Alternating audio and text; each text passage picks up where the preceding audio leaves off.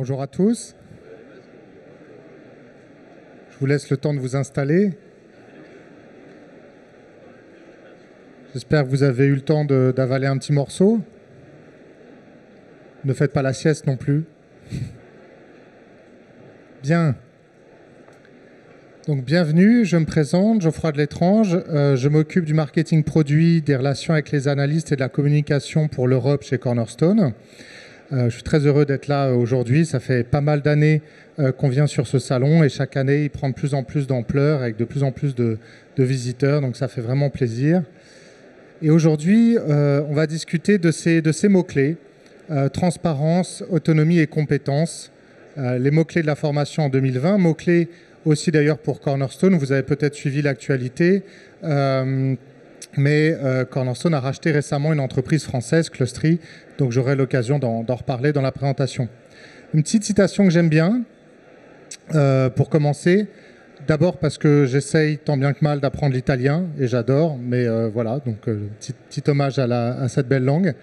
Et aussi parce que je crois que ça résume bien nos métiers. On essaye de faire en sorte que les apprenants, les utilisateurs finaux aient une expérience qui soit la plus simple, la plus attrayante possible. Mais de l'autre côté de la barrière, évidemment, on réfléchit à des stratégies, on réfléchit à des objectifs qui sont évidemment en eux-mêmes complexes. Donc voilà, un petit peu de culture pour commencer. Si vous avez vu l'expo au Louvre, si vous n'avez pas vu l'expo au Louvre, elle est vraiment bien, sur Da Vinci, en passant. Pour ceux qui ne connaissent pas Cornerstone, donc on gère en fait tout ce qui est talent, formation, capital humain au sens large. La formation est notre métier historique depuis 20 ans. On vient de célébrer nos 20 ans. Et on fait aussi tout ce qui est gestion de la performance, contenu de formation, avec un certain nombre de partenaires qui sont eux-mêmes présents sur le salon et en plusieurs langues. La France est notre deuxième marché mondial. Vous le savez, on est une entreprise américaine, mais très présent ici. Et on a plus de 40 millions d'utilisateurs sur la plateforme. C'est un chiffre significatif. C'est aussi un chiffre qui nous permet d'avoir de la donnée, et de la donnée qui est en permanence mise à jour, évolutive, ce qui va nous permettre après de faire des analyses prédictives sur ces données qu'on va utiliser notamment en formation. Voilà, alors on va reprendre un peu de recul. Ce qui me semblait important, c'était de comprendre pourquoi en fait il fallait réfléchir à cette notion de stratégie de formation. Pourquoi est-ce qu'on a choisi ces mots-clés, notamment de transparence, ce qui était le premier sur ma liste. Eh bien parce que on a des changements assez radicaux qui apparaissent aussi bien au niveau mondial qu'au niveau français. Et parmi les éléments qui interviennent au niveau mondial, il y en a quelques-uns qui seront très différents d'un pays à l'autre, d'une région à l'autre. Et là, j'ai dit tout à l'heure, je m'occupe, j'ai un rôle qui couvre l'Europe. Et donc c'est très intéressant d'observer les subtilités, les différences d'un pays à l'autre, et puis évidemment au niveau mondial. Qu'est-ce qui différencie? Qu'est-ce qui fait que nos métiers deviennent plus compliqués, notamment parce qu'il y a la diversité culturelle. Évidemment, il y a les langues, bien sûr, c'est évident, mais aussi les méthodes d'apprentissage. L'approche de la formation n'est pas du tout la même. On fait souvent des études avec des analystes dans les différents pays d'Europe, et la notion de talent, même la définition même de talent, n'est pas du tout la même entre, par exemple, le Royaume-Uni et l'Allemagne. L'investissement qu'on va mettre en formation sera beaucoup plus important en France que dans d'autres pays. Je pense que la France, là, d'ailleurs, a pas mal d'avance sur ses voisins. Le droit du travail va être différent, et ça, c'est un point intéressant parce que en France, tout ce qui est lié à la formation dans le droit du travail a tendance à évoluer assez souvent en fonction des majorités. Et d'ailleurs, pour essayer de bien comprendre tous ces enjeux, nous avons travaillé avec le MAG RH et une entreprise qui s'appelle À Savoir Égal pour créer un MOOC sur la réforme de la formation. Donc il y a déjà plus de 700 inscrits, je crois, au dernier comptage. Donc on est très heureux. Si vous voulez en savoir plus, il y a le stand du MAG RH qui est par là-bas à droite, et puis évidemment le stand de Cornerstone. N'hésitez pas à vous inscrire, magrh.fr. Il y a tout ce qui est protection des données. Alors ça, c'est un sujet passionnant parce que l'Europe avait beaucoup d'avance là-dessus. Et maintenant, on voit tout un tas de pays et de régions qui commencent à se réveiller, et notamment la Californie. Donc ça, c'est très bien pour nous, puisqu'on était très en avance grâce à l'Europe. Mais par rapport à nos autres concurrents sur le marché local américain, eh bien, on a de l'avance. C'est tout à fait intéressant, parce que vous aurez finalement la même philosophie avec le RGPD en France, mais aussi au Japon, au Chili, aux Émirats, au Canada, maintenant en Californie, etc. Donc le nombre de pays qui mettent en place ce genre de choses se développe. Les outils, là on voit bien sur le salon, mais il y a une fragmentation des outils. C'est-à-dire qu'il n'y a plus un éditeur qui fera tout, qui fera la gestion de la paye, la gestion des temps et la formation. C'est pas possible. Ou alors ce sont des gros éditeurs qui auront racheté 50 entreprises, mais in fine, techniquement, c'est comme si vous aviez des outils très différents. Donc ça aussi, ça rajoute à cette complexité. Et bon, la diversité linguistique, j'en ai déjà parlé, je vais passer rapidement. En revanche, il y a des sujets qui nous unissent, des sujets qui, dans le monde entier, sont les mêmes. Qu'on soit au Japon, où on est très présent, en Corée ou en France, ou aux États-Unis, on voit bien qu'il y a une notion d'incertitude qui est très forte, tant au niveau des individus qu'au niveau des entreprises. Il est extrêmement difficile de faire des prévisions. Est-ce que vous êtes capable de me dire aujourd'hui quelles sont les compétences dont vous aurez besoin dans 5 ans? C'est compliqué. Maintenant, ce que vous savez, c'est que les choses vont changer. Ça, c'est une certitude, c'est que l'incertitude est certaine. Une petite phrase un peu compliquée là. C'est-à-dire qu'en fait, il faut garder l'esprit ouvert, et la première compétence finalement qu'on va attendre, c'est la capacité à apprendre. Et après, on verra évidemment au fur et à mesure ce qu'il faut apprendre. La vitesse de la technologie est un sujet. Et ça, c'est intéressant parce qu'on peut faire des courbes d'adoption. Vous avez évidemment la technologie, la R&D qui arrive en premier, qui est assez vite suivie par les particuliers. Donc, chez vous, en tant que personne, vous avez souvent accès à des technologies qui sont plus avancées que ce que vous avez dans l'entreprise. L'entreprise vient en troisième dans cette courbe d'adoption. Et en quatrième, on verra souvent tout ce qui est législatif et gouvernemental. Donc, en fait, la technologie va très vite, mais elle s'implique assez rapidement aussi dans le grand public. Donc, finalement, regardez ce qui se passe dans des outils du grand public va vous donner des idées sur ce que vous devez faire après au sein de votre entreprise, notamment sur la formation. La notion d'expérience individuelle. Donc ça, c'est vraiment cette idée que une personne n'aura pas les mêmes besoins qu'une autre, mais il faudra à la fois s'adapter non seulement au contenu, mais aussi au format et aussi aux souhaits. Donc, comment est-ce que je rassemble un peu tous ces éléments d'information pour proposer des sujets qui intéressent mes collaborateurs? Il y a cette notion de développement en continu, ça c'est assez évident, je ne vais pas passer des heures dessus. Et puis tout ce qui est diversité et inclusion. Alors ça, je ne parle pas de l'aspect juridique là-dessus, évidemment il faut être conforme à la loi et il ne faut pas faire de discrimination, ça paraît assez évident. Mais concrètement, qu'est-ce qu'on fait? Et on est en train d'essayer de regarder, notamment avec HEC, quel impact la formation peut avoir sur la promotion des femmes, pour prendre un exemple concret et pragmatique. Donc là aussi, il va falloir se poser des questions. Dans la panoplie d'outils que j'ai, est-ce que je pense à la formation comme un levier d'inclusion? On pense souvent évidemment au salaire, et c'est normal, mais est-ce qu'on pense aussi à la formation? Donc il faut construire une stratégie de formation, mais qui ne sort pas du chapeau, elle vient de la stratégie de l'entreprise. Et se transforme en stratégie RH et formation, et se transforme après en indicateur, pour voir si ça marche. Ça, c'est absolument essentiel. C'est un travail qu'on fait souvent avec nos clients, notamment en amont de projet. Comment je peux convaincre mon DAF? Comment je peux convaincre ma direction générale? Je veux investir, je veux développer un projet, je veux déployer une campagne de formation, j'ai besoin de sous. Eh bien, je pars de la stratégie de l'entreprise. Quels sont les projets qui sont en R&D en ce moment? Est-ce qu'il y a des projets de croissance externe? Est-ce qu'il y a des projets d'ouvrir des nouveaux bureaux, etc.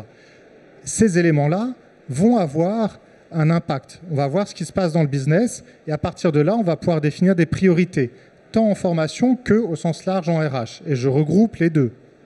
Parce que, par exemple, recrutement et formation doivent être liés par le parcours d'intégration, évidemment. juste pour prendre cet exemple. Et je définis des indicateurs de réussite. Pourquoi? Parce que sinon, j'aurais du mal à avoir du budget l'année d'après.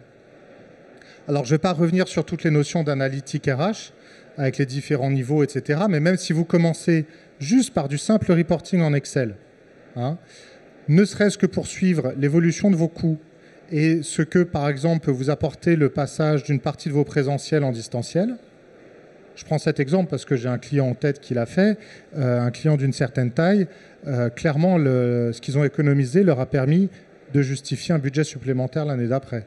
Hein. Donc, il n'y a pas besoin d'aller très loin dans la complexité de l'analyse. Il faut déjà faire ses devoirs. Hein. Regardez clairement ce que je dépense, mon ROI, comment je le mesure, aussi bien à un niveau du groupe, de l'ensemble de l'entreprise. Hein, si je déploie une campagne de formation, par exemple en conformité, est-ce que je peux mesurer l'impact que ça va avoir dans la baisse du risque de conformité? Ça, on peut le chiffrer. Mais aussi à un niveau individuel. Je forme une personne, comment je vérifie que ça a un impact sur sa façon de travailler? Je lui en parle, j'en parle avec son manager et je définis une stratégie d'évaluation. Donc on va vraiment parler de l'expérience apprenant. Ça rejoint le mot-clé de transparence que j'utilisais tout à l'heure. Alors là, je n'ai pas traduit parce que ça ne vient pas de moi. Ça vient d'une personne qui s'appelle Pia Maria Torren, qui est suédoise et qui est analyste, spécialiste des sujets d'agilité, notamment en RH. Et j'aime beaucoup, beaucoup, beaucoup ce schéma. Si vous êtes intéressé, je pourrais vous donner ses coordonnées. Elle est brillante et très sympa en plus. Et si vous avez une filiale en Suède, bossez avec elle. Donc c'est cette idée que quand je me remets en cause, et c'est aussi le but d'une formation, de se remettre en cause, savoir ce qu'on ne sait pas pour apprendre derrière, il y a cette notion de danger psychologique qu'on veut éviter. Et du coup, on retrouve cette petite matrice que j'aime bien aussi. Je dessine pas aussi bien. Hein. Là encore, c'est un dessin de Pia Maria. On va essayer d'arriver dans cette zone qui est la zone qui n'est pas la zone de confort. C'est une zone où on est sorti du confort puisqu'on sait qu'on doit apprendre, on sait qu'on doit changer. Et c'est cette zone de formation, cette zone d'apprentissage qui doit à la fois regrouper ces notions de motivation, mais aussi de rendre des comptes. On investit sur moi quand on me forme, mais une certaine sécurité dans l'apprentissage. Alors, de façon purement anecdotique, j'ai repris des études moi-même à temps partiel dans une école de commerce en executive MBA. Et c'est une des premières choses qu'on nous a dit au tout début de la formation, c'est ici, vous êtes en sécurité. Vous pouvez apprendre, vous pouvez tester, vous pouvez expérimenter sans qu'il y ait un impact négatif derrière. Et j'ai trouvé ça excellent. En termes de pédagogie, voilà, on arrive, on a signé pour 1 an et demi de formation, très dur, très dense, mais tout de suite on nous dit, voilà, vous avez cette sécurité, vous pouvez apprendre, même sur les sujets où vous pensez que vous êtes complètement nul, c'est pas grave, vous êtes là pour vous développer. Et ça, j'ai trouvé ça vraiment excellent parce que ça donne cet état d'esprit positif qui va rendre la formation efficace. Alors, à quoi ça ressemble cette personnalisation? C'est là où on va parler un peu technique, on va parler d'intelligence artificielle, on va parler de recommandations prédictives. Hein, et c'est un des éléments d'ailleurs où on avait déjà, nous, ces algorithmes prédictifs chez Cornerstone, mais où le fait de maintenant travailler avec Clustry, qu'on a racheté il y a quelques semaines, va nous permettre de rajouter une dimension supplémentaire avec le sujet des compétences. J'y reviendrai un peu plus loin. Donc là, typiquement, ça c'est un exemple de page d'accueil de formation. Je suis un apprenant, j'ai des formations obligatoires qui me sont imposées, elles sont indiquées sur la gauche. On peut me pousser des formations, des recommandations de façon manuelle ou de façon automatisée, en fonction de mon profil, en fonction aussi de mes souhaits de mobilité interne. Vous voyez, donc ça permet vraiment d'avoir cette expérience tout à fait personnalisée. On va aussi faire le lien avec tout ce qui est retour d'expérience. La notion, on a appelé ça conversation ou check-in. J'ai un manager, j'ai un mentor, j'ai un coach dans l'entreprise, je vais faire des points réguliers. Et bien là-dessus aussi, on va tenir compte de ce qui a été dit, on va l'enregistrer, on va l'écrire, on va faire le lien avec les objectifs qui vous auront été donnés et on va aussi faire le lien avec la formation. Donc avoir cette espèce de cercle vertueux. j'ai un retour d'expérience, je vois où j'ai besoin de me former, où j'ai besoin de m'améliorer, et donc on me suggère les contenus qui me permettront de le faire. Vous voyez, donc de façon itérative, positive, l'idée étant qu'il s'agisse d'un feedback constructif. L'autre point, c'est finalement le fait que la formation doive en quelque sorte disparaître comme ça. Hein. C'est-à-dire que dans le fameux modèle 70-20-10, qui est beaucoup utilisé, qui a plusieurs dizaines d'années, mais qui est quand même toujours intéressant, je trouve, eh ben, c'est ce 70, comment je le gère. Comment je fais en sorte qu'on passe non plus d'ailleurs d'un modèle 70-20-10, donc 70% formation sur le terrain, 20% collaboratif, 10% en structuré, mais en un modèle que j'appellerais 100-100-100, où les trois finalement fusionnent pour une expérience d'apprentissage en permanence. Alors l'idée, c'est cette notion, il y a beaucoup d'articles en ce moment là-dessus, sur les moments qui comptent. Moments that matter, comme l'écrivent les analystes anglo-saxons. L'idée, c'est de dire que dans le quotidien du travail, il y a des moments particuliers qui provoqueront une opportunité de développement. Et là, il y a quelques exemples ici qui sont assez évidents, mais quand je postule, ne serait-ce qu'en interne, c'est évidemment un moment où on va me proposer des formations. J'ai tel poste, je veux aller dans un autre service, un autre département, je veux faire quelque chose de différent. Comment je me situe dans les compétences attendues et comment je dois me développer pour augmenter mes chances de mobilité, par exemple. Je viens de prendre un nouveau poste, ou je vais prendre un nouveau poste. Prise de poste pour manager, hein, c'est un classique. Gestion de conflits pour manager, etc. Il y a tout un tas de trucs qu'on peut pousser en amont. Ce sont des moments privilégiés qu'on va mettre en avant. Mais aussi dans le quotidien. Alors là, je prends un exemple avec Slack, mais on a la même chose avec Salesforce, et puis on travaille sur d'autres outils. L'idée, c'est de dire, voilà, je suis, par exemple, un développeur. Les développeurs adorent Slack. Donc, je suis dans mon chat, et je discute, et je demande une info, et on va me recommander, en fait, un contenu de formation directement dans l'application. Donc là, c'est ce qui est en train d'être tapé en bas, il y a une super formation, et hop, je fais le lien vers Cornerstone pour, là, en l'occurrence, une formation de prise de parole en public. Donc je ne quitte pas mon outil. Je reste dans Slack, qui est mon outil habituel, je suis content, tout va bien. Mais je vais avoir accès à mes formations à l'intérieur. Et je prenais l'exemple de Salesforce. Si vous êtes commercial, si vous êtes dans un call center, etc., il y a quand même une grosse probabilité que vous utilisiez Salesforce comme CRM, c'est quand même les numéros 1 mondiaux, et ben on aura exactement la même chose. Donc c'est cette idée d'intégration des outils dans le quotidien. Ben là voilà, ça c'est une copie d'écran Salesforce. Hein, même principe. Pour ceux d'entre vous qui ont l'habitude de Salesforce, on reconnaît le menu en haut, et ça c'est Cornerstone à l'intérieur de Salesforce. Donc on va avoir finalement une évolution du rôle de l'expert formation. Ça, c'est super intéressant en fait. Hein. Clairement, pour moi, c'est positif. Grâce notamment en France aux différentes évolutions législatives, on se débarrasse un peu des oripeaux administratifs pour aller un petit peu au fond des choses. Et la formation, finalement, va toucher l'ensemble des sujets qui s'adressent à un collaborateur en particulier. Donc il y a des exemples que j'ai cités, les conversations. Il y a aussi l'idée de dire, tiens, on peut discuter d'un thème en particulier, ça va être des playlists. Je fais une playlist de contenu de formation interne ou externe sur un sujet. Je prends un exemple concret. Imaginons, je suis directeur commercial et je mets une playlist sur un concurrent. Donc je vais mettre peut-être un lien vers le site web du concurrent ou leur rapport annuel. Je vais mettre peut-être une petite vidéo où j'explique les arguments à mettre en avant face à ce concurrent. Je vais mettre une étude de cas où on a gagné contre ce concurrent, etc. Et je peux créer cette playlist et rajouter des contenus. Et mes collègues vont pouvoir s'y abonner. Et quand je modifierai des choses, ils seront notifiés. Vous voyez, ça c'est un exemple assez sympa de finalement partage de connaissances collaboratif. Alors, je parlais d'intelligence artificielle tout à l'heure. Bon, là, je suis un peu geek, hein, vous m'excusez.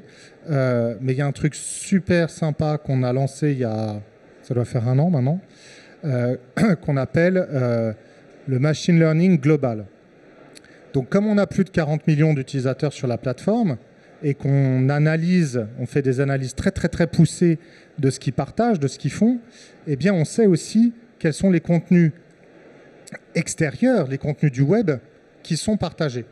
Et on peut les analyser et on peut les recommander.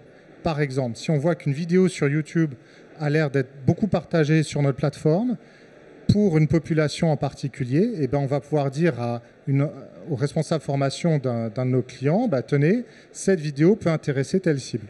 Et après, vous pouvez choisir ou pas de la publier. Donc ça, c'est vraiment, vraiment impressionnant. Il y a aussi tout ce qui est contenu de formation. Là, j'en ai pas beaucoup parlé parce que mon collègue Yves Le Heurteux a fait une présentation ce matin. Mais pour que les recommandations soient plus précises, il faut beaucoup de données. On les a, mais il y a moyen d'en avoir encore plus. Et un de ces moyens, c'est effectivement, comme j'ai dit tout à l'heure, de travailler avec des éditeurs pour créer des bibliothèques de contenu thématiques. Donc on en a 4 pour l'instant. On a tout ce qui est leadership, tout ce qui est compétences professionnelles au sens large, bureautique, comportementale, etc. Tout ce qui est conformité et tout ce qui est compétences commerciales. Donc si vous êtes abonné à une de ces 4 bibliothèques, eh bien évidemment, vous bénéficiez d'une précision de recommandation encore plus importante, puisque ces bibliothèques-là sont utilisées par tout un tas d'autres entreprises clientes chez nous. Donc ça, c'est encore des éléments d'impact assez intéressants. Pour conclure, et je voudrais conclure sur cette notion de compétences, et c'est là aussi, encore une fois, où le fait de travailler désormais avec Clustry va prendre tout son sens, c'est cette matrice que j'aime bien parce qu'elle a le mérite à la fois de la simplicité et d'une certaine complexité quand on y réfléchit, qui a été élaborée par IDC dans un travail qu'on avait fait avec eux il y a quelques années. Donc IDC, c'est un cabinet d'analystes, je ne sais pas si vous les connaissez, plutôt sur les sujets informatiques et SIRH aussi, c'est pour ça qu'on bossait avec eux. L'idée, c'était de se poser la question, comment je peux faire le tri finalement dans les compétences dans lesquelles je souhaite investir en termes de budget formation. Hein, il faut taper dans le dur, on parle du concret. Donc là, avec les algorithmes Clustry, on sera capable d'identifier celles qui sont émergentes, qui peuvent être développées, etc. Mais déjà, pour vous, dans vos entreprises actuelles, vous pouvez regarder où on en est. C'est pour ça que je faisais le lien tout à l'heure avec la stratégie de l'entreprise. Hein, parce que si vous savez ce qui va se passer dans un an en termes de R&D, en termes de lancement produit, en termes de fusion-acquisition et j'en passe, vous obtenez une masse d'informations.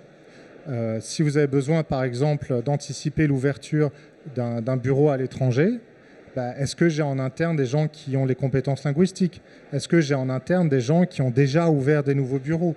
Des gens qui sachent partir de zéro en développement commercial, etc.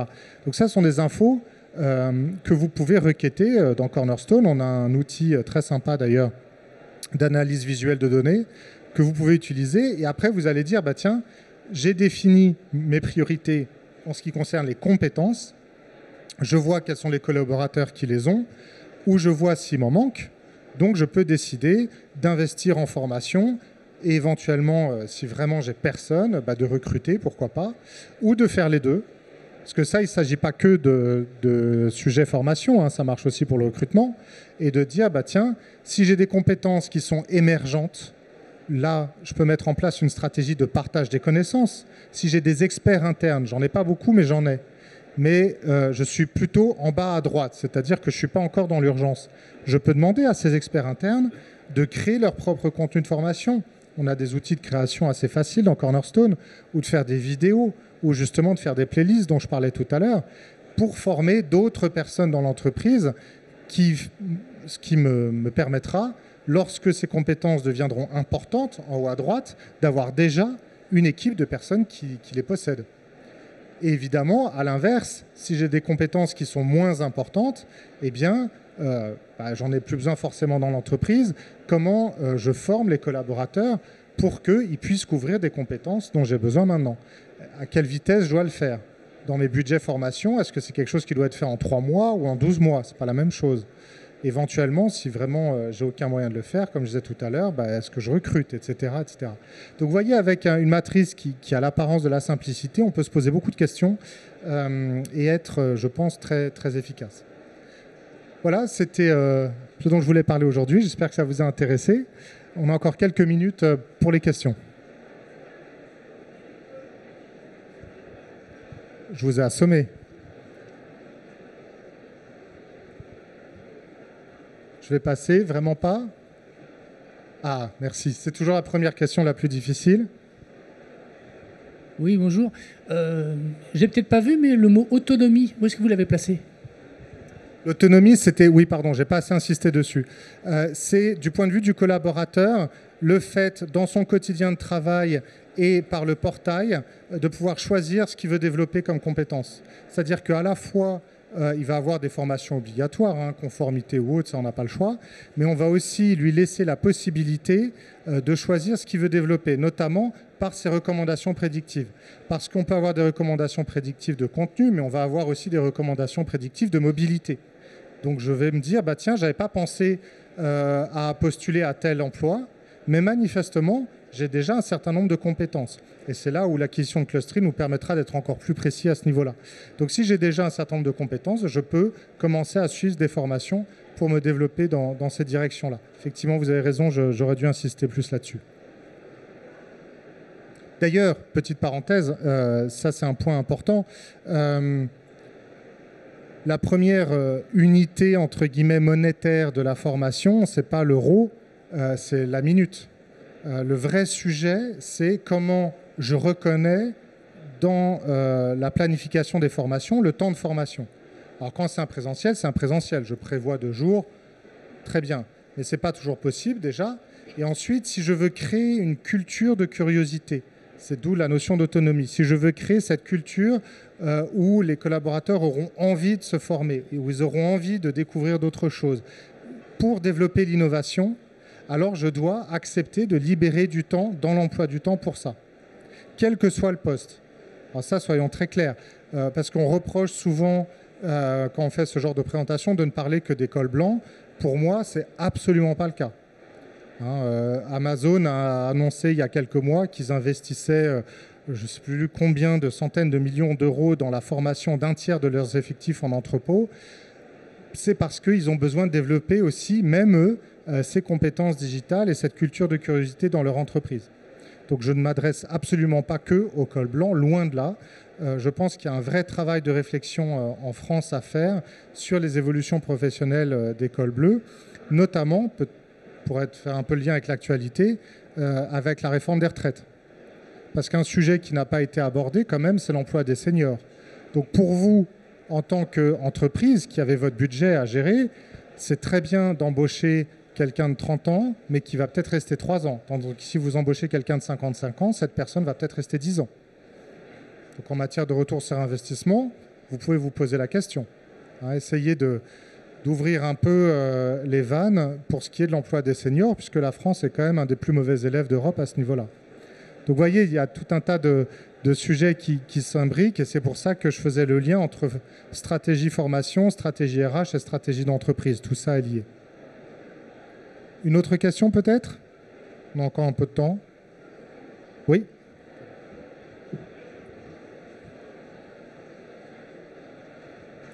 Pourriez-vous partager avec nous de la visibilité sur les taux d'adhésion, d'engagement, voilà, puisque face à une plateforme, on sait souvent qu'au démarrage, ça démarre fort, et puis après, avec le temps... Alors, c'est beaucoup lié aux différents types de contenus, notamment, et aux activités que vous ferez pour garder la plateforme vivante. Donc, je n'ai pas de chiffres en tête, mais je peux vous les trouver. Si vous venez sur le stand après, je demanderai à un de mes collègues qui aura peut-être ces infos. Dans les bonnes pratiques qu'on voit, alors il y a évidemment une mise à jour régulière des contenus. Et c'est pour ça qu'on travaille, nous, avec tout un tas de partenaires et qu'on rajoute des partenaires au fur et à mesure dans nos librairies, dans nos bibliothèques, parce que, excusez l'anglicisme, parce que ça permettra d'avoir un contenu en permanence à jour, avec des nouveaux contenus en permanence. Ça, c'est un premier point. Un deuxième point, c'est la culture d'entreprise. C'est pour ça que j'insistais sur le temps de formation.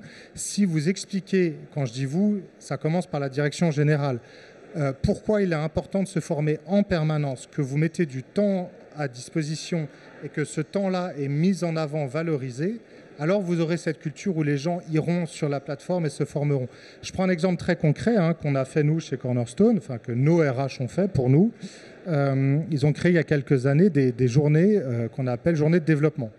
C'est mondial, c'est le même jour dans le monde entier et l'idée c'est les collaborateurs forment les collaborateurs sur n'importe quel sujet. Donc ça peut être des sujets boulot, ça peut être, je ne sais pas, notre directeur technique qui va faire une présentation sur certains de nos développements récents, mais ça peut être déconnecté du boulot.